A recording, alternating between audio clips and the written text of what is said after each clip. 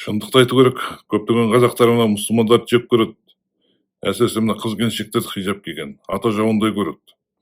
Бәрін арабтың кулусуңдар дейт. Ешкім ешқашанда арабтың құлы болып кеткен жоқ. Қалай қазақ болдық, солай қазақ болып қаламыз. Тек қана арабтың емес, Аллахтың құлы боламыз. Өйткені біз білеміз, ертең өлгеннен кейін Аллахтың алдына барамыз. Сендер де Аллахтың алдына барасыңдар, кім болсаң да.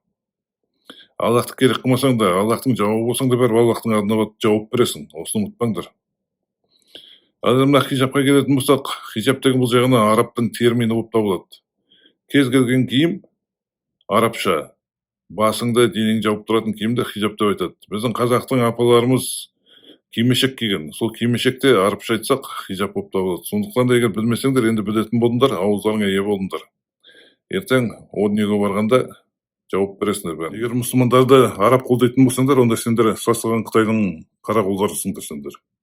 Өйткені киген киімдердің бәрі Қытайдың киімі. Ауыздарыңа ие болдыңдар сондықтан да.